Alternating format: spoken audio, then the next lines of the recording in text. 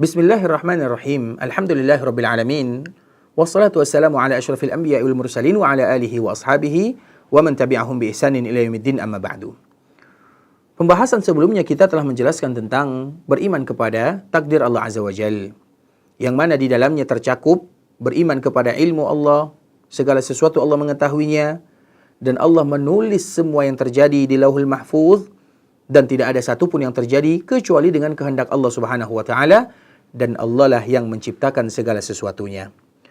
Sedangkan pada kesempatan kali ini kita akan berbicara tentang hasil daripada keimanan tersebut. Apa buahnya, apa hasilnya beriman kepada qada dan qadar. Di antaranya adalah beriman kepada qada dan qadar merupakan motivasi terbesar untuk mendapatkan keridhaan Allah Azza wa Jalla dalam kehidupan.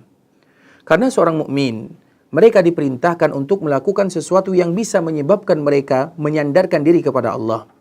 Beriman kepada sebab dan penyebab mereka mendapatkan sesuatu kebaikan, tentu semua dengan izin Allah Azza wa Jalla.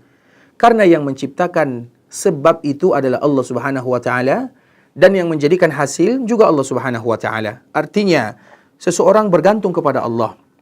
Mereka tetap berusaha, tapi mereka menyerahkan hasilnya kepada Allah Azza wa Jalla. Maka dengan itulah Nabi SAW menyebutkan, ihris ala ma yanfa'uka wasta'in billah wala ta'jiz. Hendaklah kalian berusaha melakukan apapun yang bisa memberikan manfaat. Namun ingat, minta tolonglah kalian kepada Allah dan jangan kalian merasa lemah. Wa in asabaka syai'un fala taqul law anni fa'altu kana kada wa kada. Kalau sekiranya ada sesuatu yang menimpa yang kita tidak inginkan, jangan pernah mengatakan, kalau aku tidak lakukan maka akan seperti ini dan seperti itu.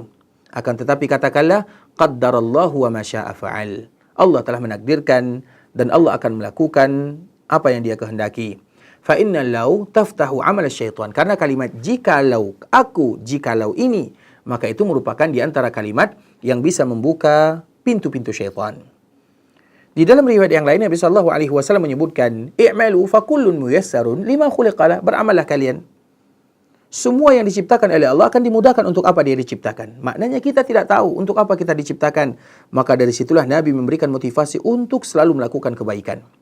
Kemudian juga di antara hasil buah daripada keimanan kepada qada dan qadar, agar seorang muslim senantiasa bersyukur terhadap nikmat Allah Azza wa Jalla. Mereka tidak sombong, mereka tidak takabur. Sebagaimana pula mereka bisa bersabar terhadap ujian yang menimpa dirinya di dunia. Mereka tidak mengeluh, mereka tidak berteriak, mereka tidak mengupat. Sebagaimana firman Allah Subhanahu wa taala, "Ma asaba min musibatin fil ardi wala fi anfusikum illa fi kitabin min qabli an nabra'aha. Inna dzalika 'ala Allah yasir." Tidak ada satupun musibah yang menimpa manusia di dunia atau yang ada pada diri kalian kecuali sudah tertulis sebelum Allah ciptakan musibah tersebut dan sebelum Allah ciptakan makhluk tersebut. Dan itu mudah bagi Allah Azza wa Jalla. Likai la ta'sau 'ala ma fatakum. Yang demikian supaya kalian tidak merasa ada sesuatu di dalam diri kalian, merasa kasihan terhadap apa yang kalian tidak dapatkan. Wala tafrahu bima atakum.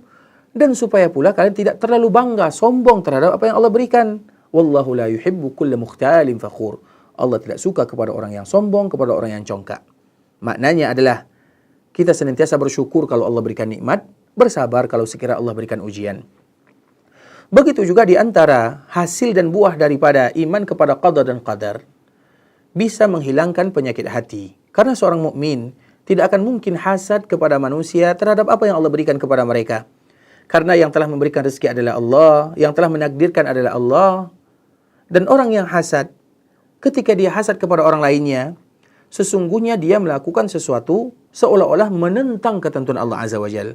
Apa gunanya seorang muslim dengki, iri kepada kawannya, saudaranya yang diberikan kelebihan oleh Allah Azza wa Jalla? Berarti sama saja mereka mengingkari ketentuan dan takdir Allah Subhanahu wa taala.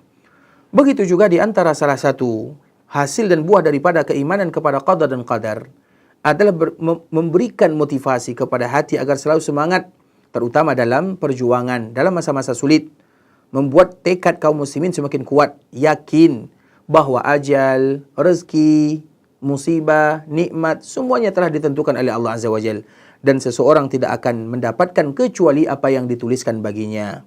Begitu juga dengan musibah yang melanda, tidak akan menimpanya kecuali yang tertera. Qul lan yusibana illa ma kataballahu lana. Kita tidak akan mendapatkan bagian kecuali apa yang telah Allah tentukan. Huwa maulana wa 'alallahi falyatawakkalul mu'minun. Allah adalah maula kita semuanya, dan kepada Allah semua orang-orang beriman, semua orang-orang yang beriman mereka akan bergantung. Maknanya kita menyerahkan diri kepada Allah Subhanahu wa taala. Dan semoga Allah berikan kepada kita iman yang kuat, kekuatan dalam agama, dan istiqamah dalam beribadah kepada Allah Azza wa Jalla. Barakallahu fikum wa jazakumullahu khairan. Assalamualaikum warahmatullahi wabarakatuh.